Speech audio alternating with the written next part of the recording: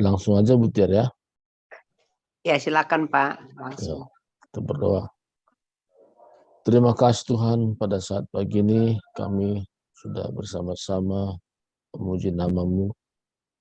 Terlebih saatnya kami akan mendengarkan firman-Mu Amin. menjadi pedoman dalam kami, bagaimana kami hidup, bagaimana kami bertindak, bagaimana kami akan menjadi berkat bagi banyak orang. Tuhan, kami rindu akan firman-Mu menuntun kami, sehingga kami mengerti bagaimana sepatutnya kami hidup menyenangkan hati Tuhan. Terima kasih Tuhan, terpuji nama-Mu, berfirman Engkau Tuhan, kami sudah siap untuk mendengarkannya. Di dalam nama Yesus Kristus kami sudah berdoa bersyukur. Haleluya. Amin. Dan hari ini topik yang kita belajar sama-sama yaitu tentang pengembangan diri atau sebut dengan istilahnya bahasa Inggris personal growth ya. Karena ini sangat penting kita pahami dan kita juga bisa alami. Karena kenapa sebagian orang tidak masuk kepada pengembangan diri? Pertama memang tidak ada yang menjelaskan ya. Nah, yang kedua tidak terpikir bahwa hal ini sangat penting. Nah, ada satu hamba Tuhan bertanya kepada John Maxwell.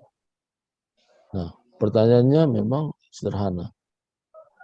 Apakah Anda punya rencana untuk pengembangan diri? Nah, kalau hal ini juga ditanyakan kepada kita, tentu kita juga bisa menjawab ya, apakah ada rencana untuk pengembangan diri. Karena tidak secara otomatis orang itu berkembang seperti pohon ya terus bertumbuh, enggak, tapi sesuatu yang harus direncanakan. Nah, ketika kita merencanakannya, itulah titik awal bagaimana kita menerapkan prinsip-prinsip pengembangan diri ini. Nah, sangat penting, saudaraku. Jadi sebagian orang kenapa enggak ada pengembangan diri? Karena memang tidak ada menjelaskan tadi. Tidak ada yang mengajari. Bahkan ada orang berpikir tentang pengembangan ini kalau masih muda. Ya kalau saya mah sudah umur begini, udahlah orang-orang muda sajalah. Kita mah sudah ada yang bilang bahasanya bau tanah katanya. Nah, saya nggak tahu bau tanah itu seperti apa. Nah, ada kata ada bau tanah katanya. Nah, malah cium nggak bau tanah sih. Ya, jadi itu istilah-istilah. Nah, tapi apa kata Tuhan? Kita mulai dengan satu ayat dalam Yeremia pasal 29 ayat 11 katakan, sebab aku ini mengetahui rancangan-rancangan apa yang ada padaku mengenai kamu. Demikianlah firman Tuhan, yaitu rancangan damai sejahtera dan bukan rancangan kecelakaan, untuk memberikan kepadamu hari depan yang penuh harapan. Kita senang sekali mendengar hari depan yang penuh harapan. Nah, jadi Tuhan itu memang sudah membuat satu rancangan terhadap umatnya. Cuman umatnya ini peka nggak dalam rancangan Tuhan? Ini yang penting. Nah, kalau umatnya peka, tentu dia punya planning. Ya. Dia tidak berpuas diri dengan apa yang ada. Tapi dia rindu ya supaya dari hari ke hari ada kemajuan. Makanya perihal pengembangan diri ini harus direncanakan. Nah, atau bahasanya disengaja. Nah, ketika kita merencanakannya, itulah titik awal tadi bagaimana kita bisa ada pengembangan diri ini. Nah, apa yang menjadi penghalang orang tidak ada pengembangan diri? Pertama memang orang tersebut tidak punya tujuan hidup. Perlu pemulihan. Karena orang kalau tidak mengerti tujuan hidupnya perlu pemulihan supaya dia memahami untuk apa dia hidup. Dipulihkan dulu masalahnya. baru dia bisa meningkat masuk kepada pengembangan diri. Jadi masalah manusia konflik. Ya, konflik artinya banyak ragam persoalan yang harus diselesaikan. Sehingga terhambat dia untuk masuk kepada level pengembangan diri. Karena dia tidak bisa melihat jangkauan ke depan apa yang Tuhan siapkan bagi dia. Tetapi terhalang oleh masalah-masalah hidupnya. Kalau ini terus berlanjut terhalang, bahkan bisa frustrasi. Bisa rasanya udahlah, memang nasibku seperti ini. Nah, ini bahayanya. Jadi ada orang percaya kepada nasib. Ya, seolah-olah sudah tentukan hidupnya seperti itu. Tapi saya jelaskan kepada beberapa orang bahwa nasib itu bukan Tuhan tentukan. Kita bisa merubahnya kepada hal yang lebih baik. Nah, bagaimana caranya? Melalui yaitu pengembangan diri ini. Kita kan tahu apa yang menjadi potensi-potensi yang perlu dikembangkan dalam diri kita. Nah, potensi ini, maka dengan potensi-potensi inilah dasarnya kita berkembang. Nah, jadi ada juga penghalang bagi dia itu tadi, masalah fokus pada masalah. Jadi itu seperti batasan ya untuk dia melihat apa yang Tuhan siapkan. Terblok. Nah, jadi hari ini kita belajar tentang bagaimana mengembangkan diri ini atau personal growth ini. Jadi langkah-langkah yang kita perlu pelajari adalah yaitu mengenai pertama berfokus pada Tuhan. Artinya berfokus kepada Tuhan, kita mempercayai 100% apa yang Tuhan katakan. Tadi kita baca tadi dalam Yeremia tadi, aku ini mengetahui rancangan-rancangan apa yang ada padaku mengenai kamu. Kamu ini bukan satu orang, tapi kepada masing-masing. Jadi kita percaya 100% bahwa Tuhan memang rindukan kita maju. Tuhan rindu kita meningkat. Tuhan rindu supaya kita tampil beda di tengah-tengah dunia yang sekarang ini. Tuhan mau kita benar-benar menjadi garam dan terang. Dan orang bisa rasakan, orang bisa menikmati pergaulan kita dengan orang tersebut. Waduh, rasanya bangga ya orang tersebut berteman dengan kita. Kenapa? Melalui pertemanan kita dengan dia, dia pun menemukan bahwa dia perlu mengembangkan diri. Tidak hanya begitu-begitu saja, tapi dia betul-betul punya potensi yang selama ini dia tidak tahu. Terkubur begitu saja, tapi pertemanan kita dia bisa. Tapi sebelum kita mengerahkan orang lain, kita juga menemukan dulu potensi apa yang ada pada kita. Ini penting. Jadi kita tidak bisa mengharapkan orang lain banyak untuk supaya kita meningkat. Tapi mulai dari kita dulu. Nah, ketika kita mulai dari kita menemukan potensi kita, dan kita konsentrasi kepada apa yang Tuhan berikan itu, selalu kita berdoa. Pentingnya kita berdoa supaya benar-benar kita ada kepekaan secara pribadi. Apa yang Tuhan mau kerjakan. Apa yang Tuhan mau kita lakukan. Nah, itu. Jadi apa Tuhan kerjakan, apa yang kita melakukan. Jadi ada kerjasama baik. Nah, dan saya sangat optimis, saudaraku, kalau kita belajar tentang pengembangan diri ini, dan kita setuju kepada firman-Nya, bahwa Tuhan memang merancangkan kita untuk lebih maju dari hari ke hari. Tidak ada istilah, waduh saya sudah tadi bawa tanah tadi, sudah tua bahasanya ya. Tidak ada istilah itu. Kan ada bahasa sekarang ini dengan bahasa yang dibilang, otak saya ini udah jongkok lah. Saya pikir dari mana tahu jongkok, ya kan? Yang jongkok saya tahu lututnya, tapi bilang otaknya udah jongkok.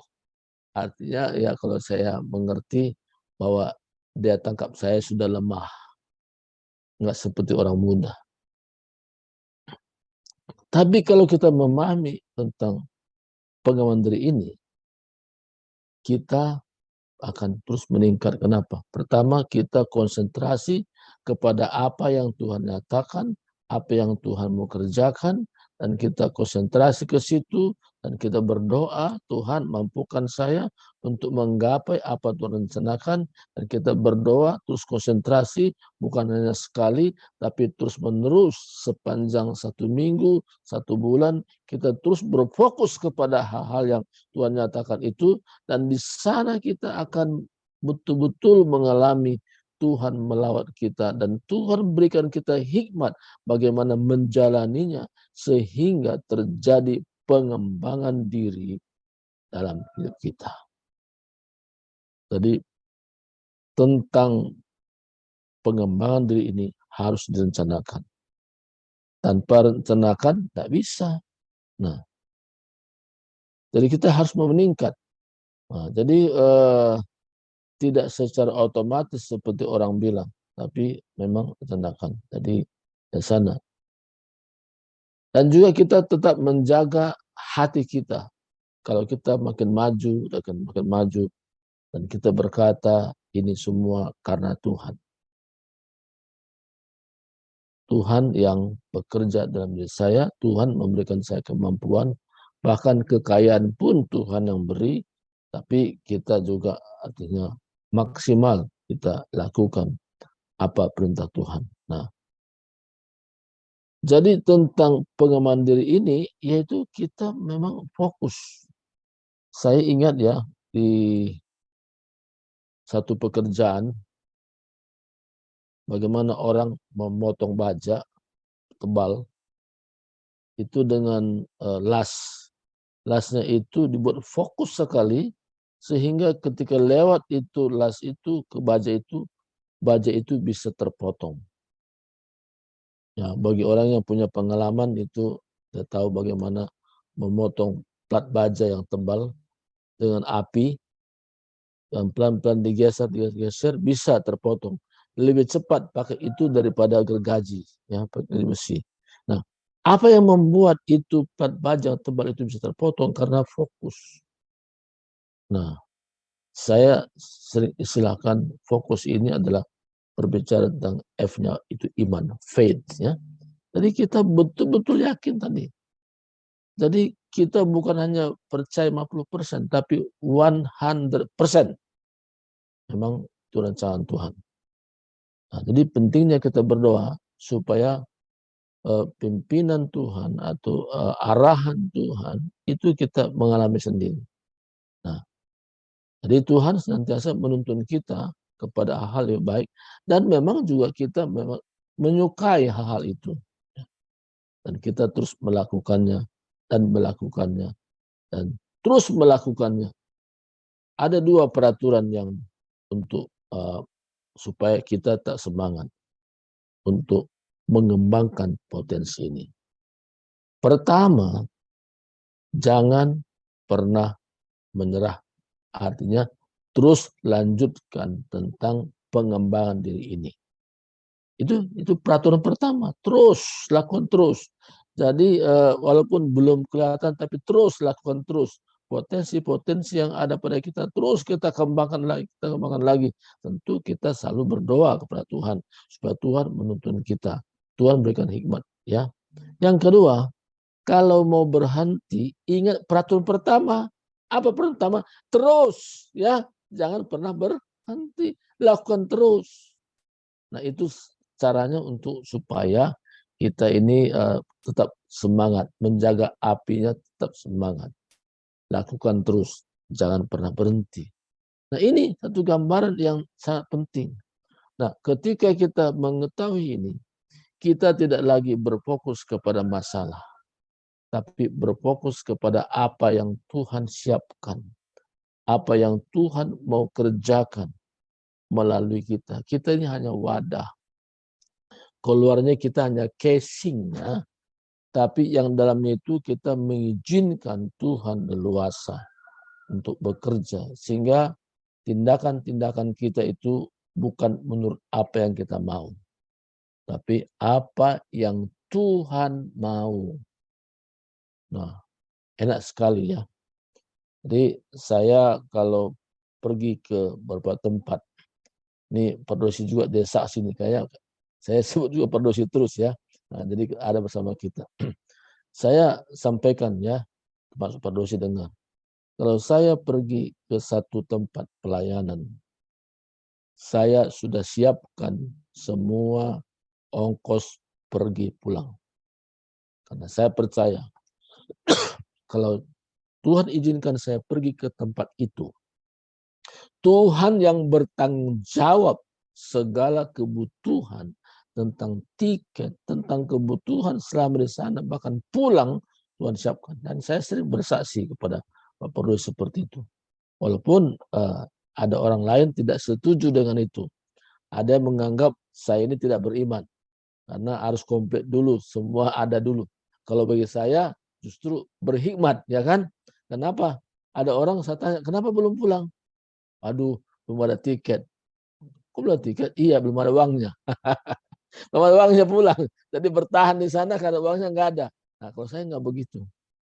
Saya menerapkan bahwa dengan iman dari tempat di mana saya ada, Tuhan sudah adakan. Maka beberapa saya ke Batu juga begitu. Jadi saya Tuhan siapkan juga melalui orang lain untuk tiket pergi dan pulang. Nah, jadi Tuhan sudah angkat dilema-dilema itu sehingga saya bisa pergi pulang. Nah, itu contoh-contoh yang sederhana, saudaraku. Nah, demikian juga kita yang ada pada saat ini. Kita belajar artinya mendekat dengan Tuhan supaya Tuhan juga berbicara ke dalam hati kita. Langkah-langkah apa yang kita lakukan untuk pengembangan diri ini. Tidak ada istilah tadi karena sudah umur, sudah ya katakanlah sudah setengah abad lebih, ya. Tidak ada istilah setengah abad, ya. Tidak ada. Tuhan tidak memandang tentang umur seperti itu. Hanya cara pandang manusia yang salah. Kadang-kadang, ya aduh, udah setengah abad. Ya, yang muda-muda aja lah katanya. Ya, sebenarnya kita yang setengah abad lebih ini punya potensi kesabaran itu akan terlihat karena orang muda nggak sabar, tapi kita mulai terlatih untuk kesabaran. Seperti saya katakan kepada seseorang, ada 3 hal saya belajar: kesabaran, kesetiaan, dan kesanggupan. Kemarin saya bicara dengan seorang yang ngobrol-ngobrol, ya. Saya bilang, saya belajar dari setiap masalah yang saya hadapi itu, saya buat jadi pelajaran sebagai sekolah kehidupan, school of life. Nah, saudaraku, kalau kita sudah mengerti, memahami tentang potensi-potensi ini, apa yang Tuhan mau kerjakan, waduh, luar biasa. Kita berkata, sungguh indah hidup ini. Kenapa ada perkataan sungguh indah hidup ini? Karena kita bukan lagi dikuasai oleh masalah. Saya teringat ya di dalam perjanjian lama. Kenapa Yusuf sendiri, walaupun banyak masalah dihadapi, dia difitnah, ya, bahkan dilupakan oleh teman-temannya dalam satu penjara. Tapi Yusuf tetap konsisten melihat apa yang Tuhan siapkan bagi dirinya.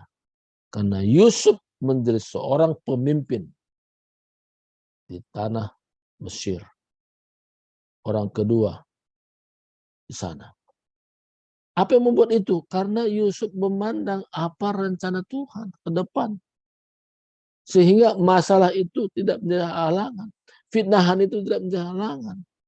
Walaupun dia digembar-gemborkan, ya bahasa sekarang selingkuh dengan istri Potifar. Tapi dia terus maju. Sebagai akibat itu, karena dipelintir bahasanya dalam penjara. Tapi dia tetap melekat dengan Tuhan. Jadi rahasianya untuk kita berkembang, ya, potensi kita berkembang, kita artinya ada pengembangan diri. Jangan pernah masalah itu kita jadikan menghambat kita untuk maju.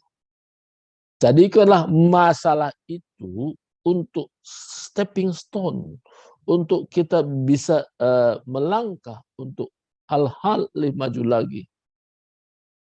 Kenapa? Karena masalah itu bukan hambatan sebenarnya kalau kita mengerti. Tapi masalah itu jembatan untuk kita meningkat lebih maju lagi. Jadi kalau kita bisa memandang itu sebagai jembatan, kita pasti maju. Jadi hari ini, saudaraku, untuk mengembangkan diri ini bukan berarti tidak ada masalah. Tapi cara pandang kita berubah. Masalah itu adalah jembatan, bukan hambatan. Yang penting. Nah, dan kita terus melakukannya seperti peraturan tadi. Kalau mau ada pertama, lakukan terus. Jangan pernah menyerah, tapi terus lakukan. Yang kedua, kalau mau berhenti, ingat peraturan pertama tadi, lakukan terus. Nah, ini penting. Nah, dalam hal ini, kita bisa mendapatkan potensi bukan hanya satu. Seperti seorang raja memberikan talenta kepada hamba-hambanya, ada 1 talenta, ada 2 talenta, ada 5. Ketika dikembangkan 2 jadi 4, 5 jadi 10. Luar biasa. Jadi dahsyatnya. Tapi yang celakanya kalau 1 dikubur lagi. Ini yang bahaya ya. Jadi hari ini Tuhan mau apa yang Tuhan beri ini kita kembangkan. Ya. Kita lakukan sebaik-baiknya. Jangan berfokus kepada masalah, tapi berfokus kepada apa rencana Tuhan ke depan. Nah, ketika kita memahami ini, kita hidup bergairah. Walaupun masalah kita ada. Tapi masalah itu kita taruh di bawah telapak kaki kita. Nah, itu. Kita taruh di sana dan dia tidak akan berbuat apa-apa buat kita. Karena ada di bawah telapak kaki kita. Jadi saudaraku Tuhan, penempatannya itu yang penting. Jangan pernah masalah itu taruh di atas kepala seolah-olah runtuh menimpa kita. Jangan. Ya. Tapi taruh di bawah. Kita bisa berkata, hai masalah, Tuhanku jauh lebih besar daripada masalah yang aku hadapi. Masalahku kecil, Tuhanku besar. Dia punya kuasa tanpa batas.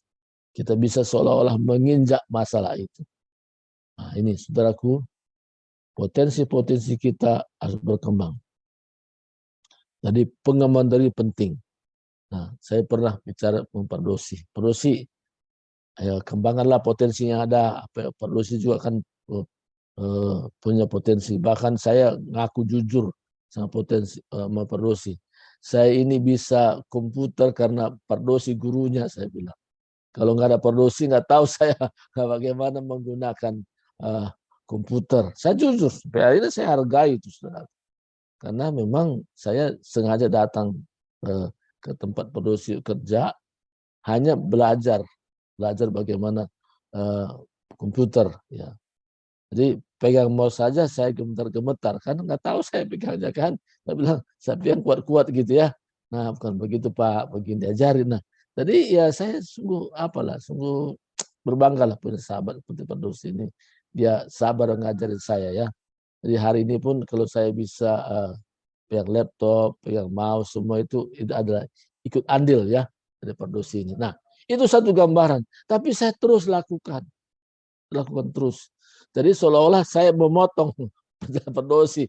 Tadinya saya di belakang, jadi pelan-pelan saya potong ketinggalan ya. Nah, ini gambarannya ketinggalan. Tapi ya nggak apa-apa lah, Pardosi senang ya, walaupun dia di belakang, tapi dia ikut juga ya, gitu contohnya. Nah, tapi saya sering katakan kita lakukan terus, kembangkan potensi yang ada, apa yang Tuhan beri. Nah, jadi kalau kita pertama tadi untuk bisa maju, pertama kita tahu rancangan Tuhan itu selalu baik. kita konsentrasi kepada janji Tuhan buat kita. Dan kita minta hikmat dari Tuhan. Bagaimana melewati semua itu. Walaupun masalah-masalah itu ada seolah-olah merintangi. Tapi itu kita jadikan masalah itu sebagai langkah untuk kita maju. Bukan hambatan, tapi jembatan untuk maju. Nah, saya bersaksi sedikit saudaraku. Ya, bagaimana saya bisa Tuhan berikan kemampuan-kemampuan. Bukan tidak ada masalah. Jadi Pak Dosi tahu persis, saya pinjam Pak Dosi dulu nih, ya. Jadi Pak Dosi tahu bagaimana kami sangat kesulitan tentang uang. Kenapa? Karena kami tidak bebas untuk ibadah. Tidak bebas, dilarang. Nah, saudaraku, waktu itu saya juga nggak mau minta-minta kepada orang lain sebagai pengemis pergi ke gereja, tolonglah. Udah nggak makan, saya nggak mau seperti itu. Nah, tapi ketika ada tawaran untuk pergi ke luar negeri, pelayanan, saya pergi. Hambatannya ada hambatannya. Saya nyaris dipecat. Saya bilang sama Pak Victor, saya mau dipecat orang, aku bilang karena ke luar negeri, karena dianggap meninggalkan pelayanan. Tapi saya nggak peduli, saya bilang silakan pecat saya, yang penting Tuhan tidak pecat saya. Ini prinsip. Nah, sampai hari ini ya Tuhan lihat bagaimana kesetiaannya dinyatakan kepada saya, dan saya juga belajar dan terus belajar. Jadi kalau saya bisa membangun relasi hubungan ke berbagai tempat, itu karena pengembangan tadi. Saya terus belajar. Tadinya nggak tahu berkomunikasi bahasa Inggris, saya belajar lagi, dan belajar lagi, dan belajar lagi. Dan sampai hari ini belajar terus, saudara. Nah, jadi dengan nilai-nilai seperti itu, saya sangat optimis bahwa kita semua pasti meningkat asal percaya janji Tuhan. Janji Tuhan itu iya dan amin. Nah, apa yang Tuhan nyatakan kepada kita dan kita yakini itu 100% dan kita terus melakukannya dan terus melakukannya, saya percaya bahwa potensi kita akan meningkat. Jadi terjadi namanya pengembangan diri ke arah tujuan Kristus.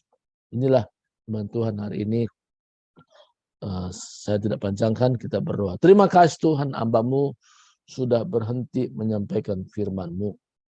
Tapi biarlah Roh Kudus menjabarkan ke dalam hati kami, sehingga kami memahami dan mengerti tindakan-tindakan kami lakukan. Kami tidak konsentrasi kepada masalah hidup yang kami sedang alami, tapi konsentrasi pada rancangan Tuhan yang dahsyat dan luar biasa itu. Dan kami tempatkan masalah kami ada di bawah telapak kaki kami. Sehingga itu bagi kami injak, kami melangkah kepada tujuan Kristus pada kami. Terima kasih Tuhan, pimpin kami dari hari ke hari. Sehingga hidup kami dalam masa-masa sekarang ini tidak ada istilah sudah setengah abad lebih. Tapi kami memandang ke depan, jauh ke depan. Tuhan siapkan pada kami rancangan masa depan yang penuh harapan. Terima kasih Tuhan. Di dalam nama Kristus kami sudah berdoa dan bersyukur. Haleluya. Amin. Silahkan kembali kepada Mutiar. Hari ini kita nggak usah ada break room. Kita bisa sharing, kita bisa tanya. Silakan Mutiar. Ya, haleluya. Luar biasa firman Tuhan hari ini. Kayaknya ini nembak saya.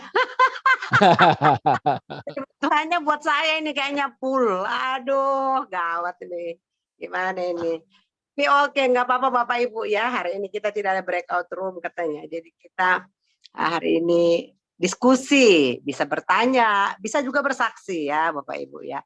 Nah, saya benar-benar dikuliti nih pagi ini nih Pak. Ya, jadi saya banget gitu ya. Jadi maksudnya apa? Tadi disebutkan apa penghambat kita tidak bisa mengembangkan diri.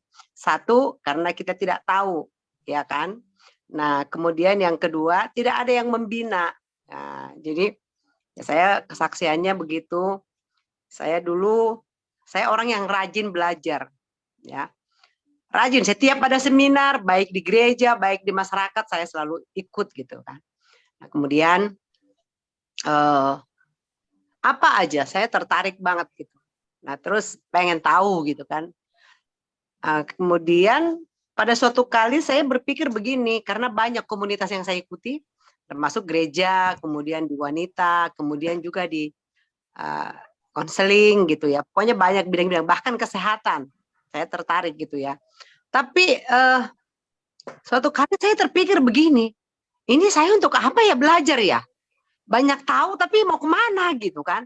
Lah, apalagi sekarang ini sudah umur begitu, tadi benar setengah abad ke atas kita udah mulai mikir. Bentar lagi kan pensiun, tinggal ngomong cucu, tinggal MC aja kan, MC kan gitu kan, ngomong cucu kan. MC-nya 24 jam lagi. Kalau orang-orang MC dipanggil pakai jam, berapa jam gitu kan. Kalau kita enggak 24 jam gitu jadi MC kan. Jadi saya pikir, ih, kok kayaknya saya habisin waktu ya selama ini. Nah, bahkan juga di organisasi kemasyarakatan di PKK saya aktif gitu ya. Nah, di situ juga saya ikut.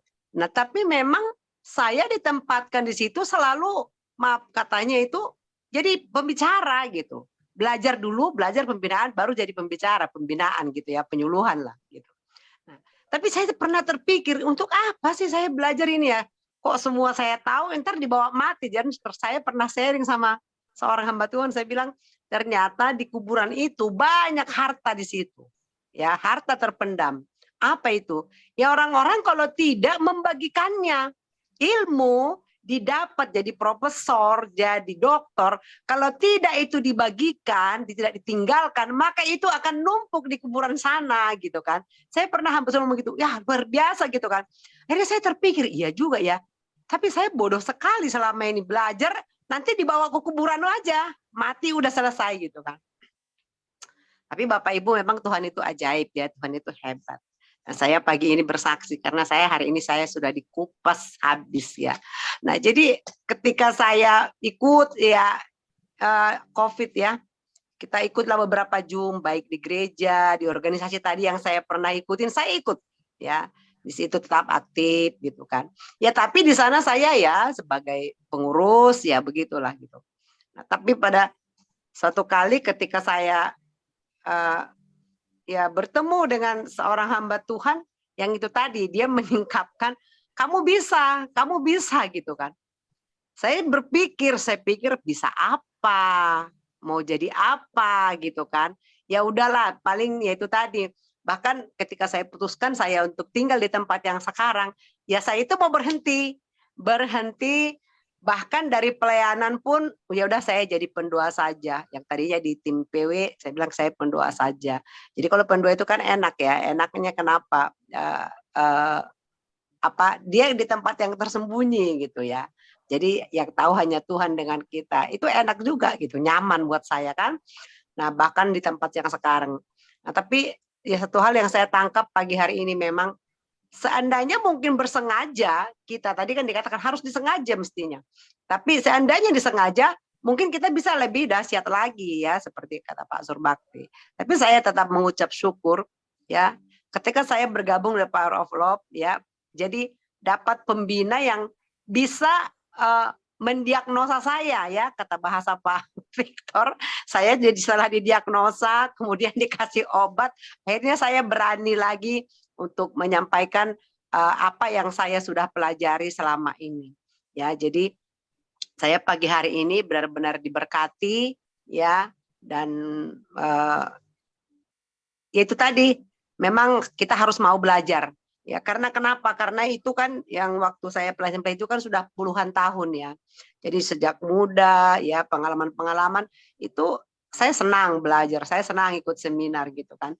Tapi itu tadi nggak tahu saya entah untuk apa, yang penting saya tampung dulu. Waktu itu nggak kepikiran itu kan. Tapi pada begitu masuk menjelang usia 50 saya terpikir untuk apa ya gitu kan. Nah, tapi rupanya jawabannya ya ini, jadi ketika COVID ada, baru mulai kita, wih begini rupanya gitu ya. Dan saya jujur, saya bersyukur secara pribadi dan korporat ya kepada The Power of Love ya, kepada Pak Surbakti terutama yang sudah membantu saya, mendiagnosa saya gitu ya, sehingga saya bisa mengembangkan potensi yang ada ya, kemudian saya bisa berbagi ya. Memang saya masih belajar. Saya masih belajar, tapi ketika saya diberikan kesempatan dan saya semakin berani menyampaikan apa yang sudah saya dapat selama ini. Ya mungkin itu saja dari saya, Bapak Ibu. Sekali lagi terima kasih Pak Surbakti buat firman-Nya dan juga buat pembinaan yang selama ini nggak capek-capek ya. Saya termasuk paling bawel mungkin anak binaan Pak Surbakti ini. Paling bawel, paling judes, dan pokoknya semua paling lah ya. Dia yang tahu itu. Dan saya terbuka. Dan saya bilang, saya orang nggak sabaran, saya buka saja. Karena lebih bagus saya mengaku daripada nanti ketahuan dari orang lain gitu. Jadi kalau saya mengaku kan tahu obatnya apa, katanya didiagnosa, kata Pak Victor ya. Jadi tahu sakit penyakitnya di mana dan kasih resepnya nggak salah gitu ya. Oke, itu saja Bapak Ibu. Terima kasih buat pagi ini Pak Surbakti. Silakan Bapak Ibu yang lain mau bertanya, mau bersaksi juga boleh. Tuhan memberkati. Silakan Bapak Ibu. Pak Pardosi udah senyum-senyum. Silakan Pak Pardosi. Ya, Tuhan. Terima kasih Ibu Tiar. Ya, sama-sama. Hari ini terus bersuka cita, luar biasa. Semua karena kemurahan Tuhan. Amin. Ya, Bang. Puji Tuhan, saya sedikit untuk menyampaikan atau pengalaman pribadi saya tentang bagaimana mengembangkan diri ini adalah memang hal yang sangat perlu sekali dalam setiap langkah hidup kita, ya. Betul. Jadi memang kalau tentang Pak Surbakti ini memang jujur saja sudah banyak saya bergaul dengan beliau sudah hampir 25 tahun lah saya kira sudah ada ya. Wow. Jadi bagaimana dia boleh berkembang saya sangat tahu sekali. Jadi cuman saya ketinggalan sekali gitu ya, tapi walaupun dia tetap juga bersaksi walaupun ketinggalan ya memang kita pahamin ya. Saya kalau namanya belajar itu ada jenuhnya, memang itu kekurangan saya saudara kasih. Tapi Pak Surbakti ini memang saya lihat tidak, semakin umpama dia belajar terus dia sampai saat ini tampil sekali. Dan saya tahu itu semua karena gigih daripada beliau untuk mengetahui di dalam setiap hidupnya bagaimana supaya mengembangkan diri ini boleh menjadi saluran berkat bagi banyak orang. Ya. Nah, jadi dengan demikian saya juga memang tertantang sebenarnya dalam hal pribadi dan bahkan tentang pengembangan diri ini. Ya, walaupun saya saat ini jujur saja jauh ketinggalan, tapi tetap saya berusaha bagaimana saya sebenarnya bisa mengembangkan diri, termasuk saya, saudara kasih, karena Bapak ini sebagai hamba Tuhan, saya juga bagaimana saya belajar sehingga jujur saja saya belajar sekolah Alkitab sampai bisa lulus, karena Pak Surbakti juga sudah belajar dari salah satu perguruan tinggi atau sekolah tinggi Alkitab di Jakarta ini. Jadi saya juga ikuti. Jadi, nah dulu bagaimana dia bangun supaya bisa bangun jam 4, saya juga sudah lakukan itu walaupun memang waktu itu saya kurang berhasil, tapi saya juga sudah mengikutinya dan sampai saat ini jujur sekali saya saat ini sudah rata-rata kalau bangun pagi sebenarnya sudah boleh dikatakan ya sudah agak bagus lah menurut saya. Kenapa? Karena kalau dulu jujur saja walaupun Pak Surbakti ya datang ke rumah saya dulu, kita berdua dulu Pak katanya, datang dia jam 4, aduh bagaimana ini kan enak-enak juga tidur. Jadi tapi dengan itu ya, jujur saja mulai terbiasa ya puji Tuhan sampai saat ini saya bisa bangun dengan bisa jam 4, bisa jam setengah 5. Ya, puji Tuhan. Dan banyak hal-hal memang ya cara berkomunikasi dan lain sebagainya. Saya juga belajar dengan beliau ini sehingga saya juga bisa menyampaikan kebenaran firman Tuhan dan saya bisa khotbah semua sebenarnya adalah karena bagaimana Surbakti mengajari saya tentunya. Jadi intinya saya bersaksi betul bahwa kita itu apa yang kita tahu dan kita terus kembangkan, di mana kesalahan kita, ya tentu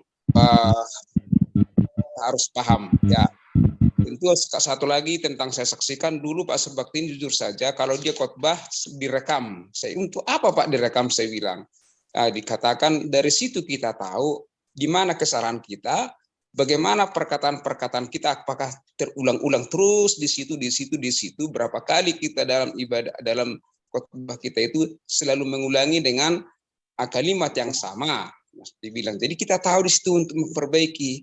Oh iya ya, saya pikir juga. Jadi ketika kita merekam umpamanya dalam setiap khotbah-khotbah kita, saudara kasih, ya tentu kita melihat, oh iya ya, saya banyak salah di sini lagi, ini lagi. Nah, jadi ya belajar. Saya pun saat ini walaupun masih belajar terus ya, tapi saya belajar bagaimana mengembangkan diri ini.